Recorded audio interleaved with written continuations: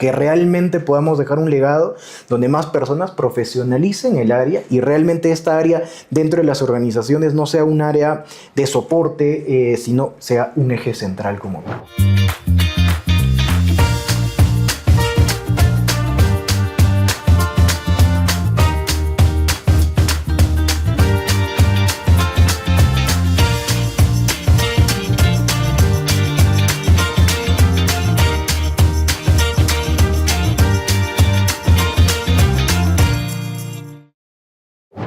Hola amigos, ¿cómo están? Estamos con Luis Ceballos, él es CEO de TMP, que ahora está cambiando de nombre, nos va a contar un poquito más, que es Tech and People, y es una empresa cusqueña dedicada al área de recursos humanos que personalmente he visto crecer y me ha encantado, los admiro un montón, tenemos la suerte de conversar con ellos. Ha empezado en Cusco, se ha expandido a Europa, han llegado a España, han expandido en Latinoamérica y obviamente se han expandido en todo el Perú. Así que vamos a conversar con Luis Ceballos un poco más para conocer qué es TMP, qué es Tech and People, qué es lo que están haciendo y pues para que nos dé unos tips para que todos los demás también podamos crecer a ese nivel y a ese ritmo. ¿Qué tal, Lucha? ¿Cómo estás? Bien, bien. Muchas gracias por la invitación, Alex. Nervioso, ansioso, expectante, pero... ¿Te pones nervioso frente a las cámaras? Sí, sí. Todo el mundo, yo creo que todo el mundo. Es complicado, siempre es un poquito complicado. Y no me gusta verme después, entonces seguramente luego ya le pediré a alguien más que vea, a mi esposa, no sé, oye, ¿qué tal? ¿Todo bien? Ya. ¿Tú no ves cuando te hacen entrevistas? No. Te da roche. Me da roche, sí, sí. ¿Pero por qué? ¿Por qué? Porque la fregaste y dicen, pucha, debí decir otra cosa, la fregué o... de pronto, tal vez, pucha, mi papada, no sé, pero... Ahí es un tema estético. Es un tema estético, sí. Pero deporte, buena comida. Esa es la parte difícil. Es la parte difícil. Hacer dinero es fácil, sí. Hacer deporte es difícil. Difícil. En muchos casos es más complicado. O sea, lo he tratado de retomar y todo ello, porque, bueno... Creo que para poder liderar, creo que uno también tiene que poder liderarse a sí mismo, ¿no? Entonces hay cuestiones de que importan muchas veces más que el propio trabajo en sí, o sea, la salud, el tema del deporte, la salud mental y todo ello. Entonces, bueno, es algo en lo que vengo trabajando. Eso es cierto, ¿no? Lo que dices, a veces es más importante, y tú lo sabes muy bien en temas de habilidades blandas, más importante, es más difícil lograr desarrollar habilidades blandas que habilidades duras, ¿no? O sea, las cuestiones técnicas en el liderazgo, o sea, tú las puedes desarrollar, pero las cuestiones blandas es complicadísimo, ¿no? Y es un trabajo personal interno, ¿no? Sí, creo que, a ver, el detalle está en la congruencia o en la poca congruencia que tú te vas dando cuenta de pronto al momento de liderar a otras personas y decir, oye, tienen que buscar equilibrio vida-trabajo, etcétera, claro. Y luego uno examina internamente y no hay, ¿no? Claro, entonces, claro. Sí, por ahí la parte compleja es de, sí, trabajar esa parte emocional, esa parte de habilidades. Ahora, tú lo has ido desarrollando poco a poco. Imagino que al inicio es como que dices, empezó Tech and People, empezó TMP y dijiste, oye, acá me doy cuenta que hay este tipo de problemas. ¿Cómo empiezan? ¿Cómo empieza TMP? ¿Qué problema es en el mercado? ¿Qué es lo que pasa? ¿Cuál es la chispa? Y yo me doy cuenta de TMP a través de... Yo trabajaba para una empresa, ha sido el mejor trabajo de mi vida, el mejor jefe, la mejor modalidad. En ese momento era trabajo remoto, mi jefe en Lima, yo aquí en Cusco, era trabajo por resultados, algo que esperaba, que nadie esperaba. De pronto, claro, el trabajo soñado para muchas personas. Buena remuneración para ese momento, ya lideraba equipos y todo, y yo tan solo tenía 21 años en ese momento. Entonces estuve en esa chamba 3 años más o menos, hasta que digo, oye, de pronto puedo buscar algo más, pero no me percaté que no tenía la experiencia suficiente, de pronto los estudios suficientes y todo ello. Entonces fue un tiempo complejo, más o menos 1 año sin chamba, porque yo ni bien terminé la universidad, yo no quería de pronto postular, quería darme 1 año sabático, ¿no? Entonces ahora voy a descansar, ya terminé la universidad, todo bien, me quería dar este año sabático y ni bien dije, voy a postular a esta chamba. Y la cogí, ¿no? O sea, cogí la chamba, me pasaron como 4 entrevistas y todo ello. Y yo la entrevista, en ese momento, algo que rescato mucho es, yo fui como soy, no traté de simular, no sé, que soy el mejor ejemplo a seguir en cuanto al trabajo, nada, o sea, incluso medio displicente para las entrevistas y todo ello, pero fui quien era en ese momento. Y bueno, me contrataron por quien era, entonces creo yo que ahí fue el clic de, me sentía muy a gusto en ese trabajo, porque claro, me contrataban a quien era yo realmente. Sin embargo, después de ese tiempo, trato de buscar otras posibilidades y llego al ámbito público. Entonces, estando en el ámbito público me doy cuenta de las dos caras de la moneda, que son procesos diferentes, organizaciones diferentes, naturaleza diferente. Claro. Duré en esa chamba 21 días, porque salía de casa a 6 de la mañana, regresaba a casa a 12 de la noche. El trabajo soñaba, el trabajo de pesadilla. Sí, y ya independiente y todo ello, y bueno, agarré el teléfono y llamé a mis papás. Papá, mamá, ¿puedo regresar a casa? Con ese temor de que, oye, ya has salido y todo ello, ¿dónde están tus ahorros del trabajo soñado que tenías hasta hace un tiempo y tal? Sí, No había, o sea, la liquidación y todo ello, no había absolutamente nada. Y en ese momento digo, ya que tengo de pronto estas dos caras de la moneda, no puedo ser alguien más que siempre se va quejando, ¿no? De que así es el sector público o en el sector privado tales beneficios o tal cosa. ¿Por qué no podemos hacer algo para poder equilibrar o de pronto impulsar un mundo laboral más humano? Ahí es que nace la boca. Ahí nace la idea de T&P. Yendo a comer en una de esas noches donde ya no quedaba casi dinero, yo hablo con un amigo y le digo, oye, ¿qué te parece este nombre? T&P. Era de T de talento, P de potencial. Entonces ambos dan en castellano, en inglés. Entonces, ¿qué te parece ello? Oye, sí, chévere. Nuestro primer logo fue en Word. Yo no sabía diseñar. Bueno, aunque ahora utilizo Canva, tampoco es diseño, pero el primer logo fue 3 círculos. Y las circunferencias, creo que los radios no eran iguales y tal, pero fue en Word y así nació. O sea, a partir de las experiencias y a partir también de pronto de no quedarme en ese status quo y solo quejarme, ¿no? O ir en contra del sistema y tal, sino de, ok, ¿qué podemos hacer para de pronto no cambiar todo, pero sí ir impulsando o ir educando? Me pones a pensar mucho en el tema que dicen muchas personas, que es no te enamores de la solución o de la empresa, sino enamórate del problema, ¿no? O sea, tú no empezaste por quiero mi empresa porque quiero ganar plata, porque obviamente había una necesidad detrás, porque es algo necesario para vivir, pero fue la idea o tu vocación por, oye, ¿cómo hago que otras personas no pasen por esto que yo he pasado y quizás yo puedo aportar de cierta forma? Sí, definitivamente. Y en ese momento no me ponía a pensar en el tema del dinero. De hecho, fueron alrededor de 2 años sin salario. No sé cómo subsistí en ese momento, pero sí era más de pronto, sí, hay que ver posibles soluciones desde donde nos compete a nosotros, que es el ámbito de recursos humanos, psicología organizacional y todo ello, pero viéndolo también desde otra mirada. Entonces es ahí donde, claro, conectas el problema con una posible solución, pero a partir también de situaciones innovadoras. No hacer lo mismo que de pronto se suele hacer y tal, sino de pronto, claro, en la psicología hay un ámbito que se llama psicología positiva. Yo me acuerdo, la primera charla que di fue para vuestra institución, que era la Asociación de Psicología que colocaron aquí en Cusco, y era una de las primeras en ese momento. Y esa fue mi primera charla que di. O sea, porque yo te pregunté, oye Alex, porque ustedes trabajaban ya bajo el modelo coworking también, con otras personas de otras empresas y tal. Entonces yo dije, ¿por qué no empezar por ahí, pero desde otra mirada, ¿no? Desde la psicología positiva. Entonces es ahí donde, claro, conecta problema, solución, pero también desde un lado más innovador o desde algo no tan estudiado, pero claro, está basado en la evidencia, ¿no? ¿Y cuál es el momento en que dices, oye, ya 2 años sin salario, y dices, oye, esto parece que funciona, yo creo que sí me dedico a esto y no regreso a buscar trabajo? Pasa el punto que de quiebra, sí, el punto de inflexión. El primer mes que nosotros tuvimos la empresa, lanzamos la empresa, Centro de Convenciones de Cusco, fueron empresarios y todo ello, y empezaban a decir, oye, tan chibolos, tan jóvenes, ¿cómo lo van a hacer? No es que no van a llegar, pero es muy interesante, pero no les van a comprar por la idiosincrasia que se tiene en Cusco y todo ello.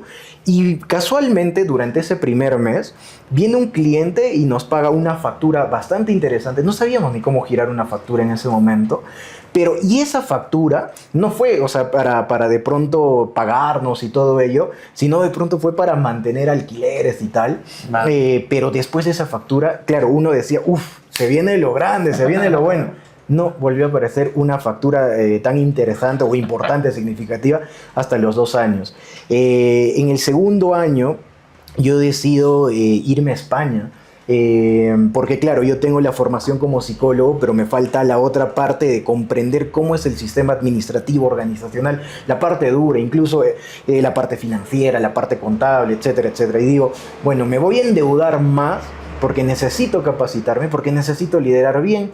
Y además, si quiero de pronto brindar un servicio a alguna empresa, yo necesito tener información, comprenderla, no solo el funcionamiento del cerebro humano, sino el funcionamiento organizacional como tal.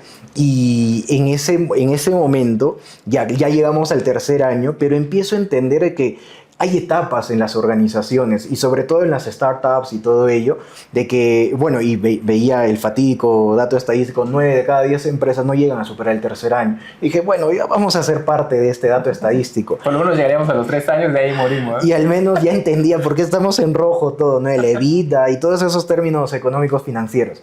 Dale. Pero en ese momento digo, falta tan poquito de pronto para superar estos 3 años, a pesar de, y claro, nos explicaban y yo aprendía, no todo es dinero necesariamente para valorar una empresa como tal.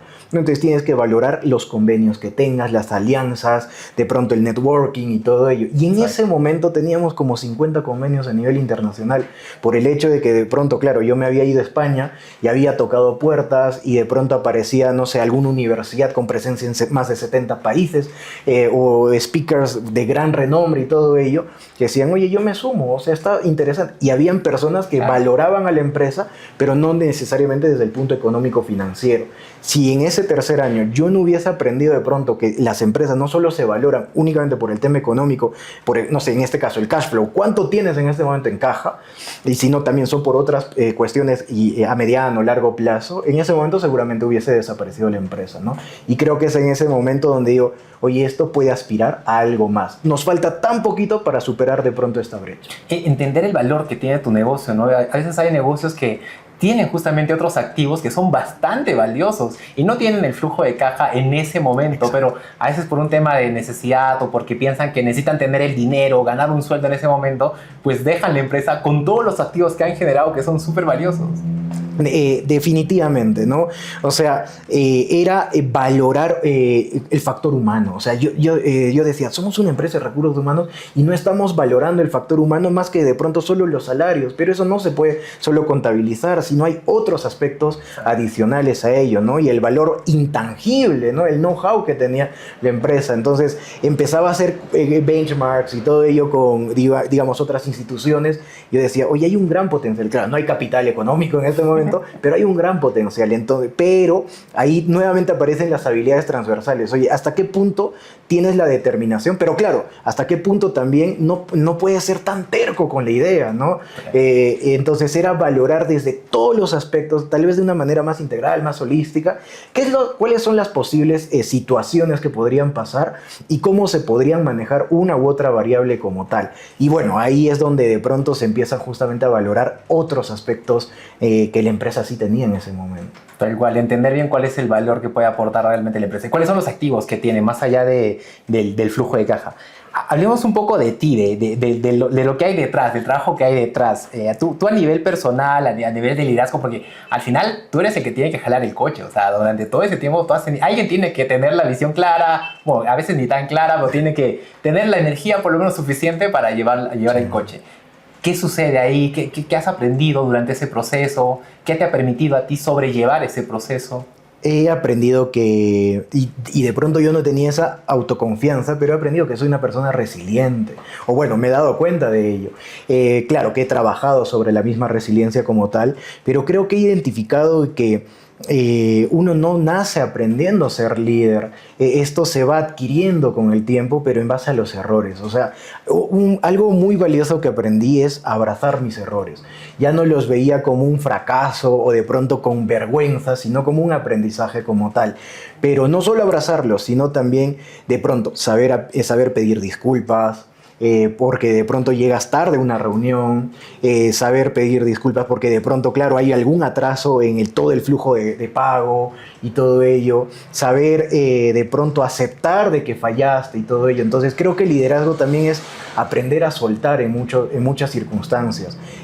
Claro, como tienes la parte de la autoridad, la parte de la dirección, la parte de la innovación, porque si de pronto tú no empujas el carro, ¿quién más lo va a hacer? pero también está la parte humana como tal, ¿no? Y creo que muchas veces cuando nos perciben como líderes y todo ello, es como que esta persona tiene que ser perfecta, ¿no? Pero bueno, es lo que menos somos, creo yo, ¿no? O sea, somos los que más nos equivocamos en la empresa porque nuestro trabajo es lidiar con las personas y gestionar el talento es una de las cuestiones más complejas. Tú puedes gestionar, no sé, el flujo de caja, sí, si haces un planning y tal, puedes hacer un depósito, pero bueno, y con una persona cómo lidias, ¿no? Entonces creo que eso es de las cosas más importantes que he aprendido, el hecho de abrazar el error, pero también pedir disculpas cuando es necesario o aceptar de que uno se equivoca, ¿no? ¿Qué es lo que te permite aprender eso? ¿Te has tenido mentores? ¿Has leído? ¿Has hecho tu psicoterapia? ¿Qué es lo que te permitió aprender, lo que te ha permitido desarrollar? De hecho, yo diría hace 2 años aproximadamente retomé psicoterapia y eso me ha ayudado bastante. Era muy reacio, sigo siendo un tanto reacio, mi psicoterapeuta me lo dijo, pero el hecho de tener soporte profesional. Claro, en psicoterapia trabajas cuestiones de índole personal y todo ello, pero el tema también del mentoring. Creo que el hecho de poder conversar con otras personas, solicitar ayuda, pedir ayuda, comunicarlo, expresarlo, ayuda muchísimo. Y sí, o sea, yo tengo bien marcado 3 mentores. Una persona es de Cusco, psicólogo también. Otra persona es psicólogo y es chileno, y la otra persona es ingeniero tecnólogo de la información. Son mis 3 mentores a nivel profesional, pero claro, por otro lado también es el soporte de la familia, creo yo. En ese sentido, no hablo tanto con mis papás, por ejemplo, sobre el tema de la empresa, pero sé que ellos me podrían ayudar o pueden escucharme en algún momento, ¿no? Y bueno, mi esposa, ¿no? Entonces, en ese sentido, creo que sí debe haber un círculo profesional, tus amigos. Claro, con los amigos de pronto no hablas de la chamba, pero son tu soporte en el sentido que, claro, en algún momento tienes que despejarte y todo ello. Entonces, las personas son clave en el desarrollo de una organización también. Cierto, cierto. Oye, y en ese proceso en el que estabas aprendiendo y que soportaste, imagino que has tenido momentos en los que decías, oye, creo que esto no da tanto, esto no da. ¿Cuáles podrías decir que son tus principales miedos o quizás fracasos que hayas tenido y dices, oh, wow, no, acá metí la pata? En 2020 nosotros adquirimos oficina. Ese año teníamos oficina en Colombia, oficina en Barcelona, oficina en Arequipa, oficina en Cusco, oficina en Lima. Pero era un crecimiento exponencial, pero yo no estaba preparado para poder asumir ese rol de liderazgo. Y justo aparece la pandemia. Y la pandemia vislumbra de que, bueno, ya hacia dónde vamos como organización. Y en ese momento decidimos cerrar la institución, o sea, cerrar TMP, y dijimos, bueno, hay que, no sé, hacer algún evento online en ese momento para agradecer y todo ello, ¿no? O sea, genuinamente aquí cerramos, ¿no? Incluso hicimos un programa que se llamaba Humanos con Recursos. Dijimos, oye, hay gente que se está quedando sin trabajo, que de pronto no sabe qué hacer y todo ello. Hagamos de pronto un último esfuerzo, y era la primera vez que hacíamos evento online a nivel LATAM, y evento o programa de formación a nivel LATAM, pero era gratuito. Les dijimos, con esto nos despedimos, cerramos bien y listo, ¿no? O sea, cada quien luego va por su camino. Y paradójicamente en ese momento descubrimos nuestro propósito. No era qué hacemos, cómo lo hacemos, sino para qué lo hacemos. Humanos con Recursos y el hecho de hacer este evento nos ayudó a mostrarnos en Latinoamérica. Nuestro afán hasta el 2020 era crecer Cusco, y de pronto el temor es, no vamos hacia Lima, vamos hacia el sur de Perú, Arequipa, Puno, Tacna, etc. Y en ese momento crecimos fuera del país. En la actualidad no tenemos clientes en Cusco, por ejemplo. O sea, todos nuestros clientes son de Chile, Colombia, México, Ecuador, España. Bueno, algunos clientes de Cusco no, pero de Lima sí. Y no teníamos previsto ello. Entonces, el hecho de habernos despedido nos hizo conectar con el para qué lo hacemos. No qué hacemos, no cómo lo hacemos, sino para qué lo hacemos. Y ese fue, o sea, yo decía, ya, bueno, aquí acaba toda la historia, y ya iba a ser la segunda vez que cerraba una empresa. Y dije, bueno, tendré que, bueno, tal vez hablarle a mi ex jefe y decirle, puedo regresar al mejor trabajo de mi vida y tal. Y bueno, eso sucedió en 2020. Y bueno, el año pasado, hace poco, también era el detalle de, oye, ¿qué va a pasar en el 2025? Esto de la IA y todo ello, soy profe de IA y tal, pero decía, ¿cómo va a cambiar el negocio, no? Entonces dijimos, tal vez no hay que planificar a 3 años, de pronto hay que planificar ahora cada trimestre. Vamos con calma, tranquilos. Que otra crisis, otro cambio más, bueno, ya hemos vivido muchas. Entonces, de pronto sí, son los temores que pueden aparecer y decir, oye, ¿cómo va a cambiar la industria y todo ello? Pero bueno, hay herramientas para poder conocer qué es lo que está sucediendo. Es lo que me hace pensar mucho en cómo es que a medida que vas superando temas, te dan también recursos para superar problemas más grandes, ¿no? A veces hay muchos empresarios que dicen justo esto de, oye, no te preocupes por los problemas que vas a tener cuando tengas una corporación en 3 regiones, sino preocúpate por los problemas de ahora. Y probablemente cuando tengas ese problema vas a estar absolutamente preparado, ¿no? Pero ya va a llegar ese problema, ¿no? O sea, empieza. Hablando de esto, ¿qué se viene en el futuro para Tech and People? ¿Qué es lo que están planeando? ¿Cuál es su visión de futuro? Bueno, nuestra visión de pronto es ser una EdTech de recursos humanos. De hecho, desde el año pasado, desde 2023 nos convertimos ya en EdTech porque nosotros nacimos como consultora, pero habiendo desarrollado programas, capacitaciones para empresas o temas B2C y tal, identificamos que nuestro ámbito de pronto es la educación. Entonces decidimos convertirnos en una EdTech. Y en esa conversión identificamos que somos la primera EdTech de HR a nivel LATAM o a nivel hispano. Y creo que nuestro plan es poder posicionarnos como una EdTech que realmente pueda proveer soluciones idóneas al momento que se está viviendo, pero también que nos podamos anticipar al futuro del trabajo. Entonces creo que hacia eso apuntamos, hemos retomado operaciones en España, apuntamos de pronto a seguir creciendo un poco más en el mercado, pero claro, siempre yendo de la mano de nuestro propósito como tal, ¿no? Que es impulsar un mundo laboral más humano, y claro, en este caso nos compete desde el área de formación, desde la educación, desde la capacitación. Qué bacán. Y hablando de eso justamente, de la reflexión de qué es lo que quieres conseguir como empresa o qué es lo que quieren conseguir como T&P, ¿cuál es el legado que van a dejar? ¿Cómo te ves tú de acá, ponte, no sé, 50 años, 60 años, cuando digas ya retirado en tu yate, viajando por el mundo y digas, esto es lo que quisiera dejar en T&P o que quisiera que sea el propósito de T&P o el legado de T&P? Primero me encantaría verme como que voy a llegar a los 50 años, ¿no? ¿No estás seguro de eso todavía? No, tengo que mejorar mi salud y la parte física. Pero me gustaría que, y en algún momento lo conversaba con mi esposa, con quienes somos socios, oye, ¿y qué pasa si de acá, no sé, 3 o 5 años viene alguien más y nos quiere comprar T&P? Yo estaba encantado de la idea de vender T&P, pero mi esposa me decía, ¿y qué va a ser tuyo y qué va a ser nuestro? Más allá del bebé que esperamos. Pero decimos, oye, de pronto sí lo podemos liderar, pero claro, empezar a delegar, empezar a de pronto tener country managers, etcétera, etcétera. Pero creo que lo que nosotros realmente queremos impulsar es que el trabajo vaya cambiando.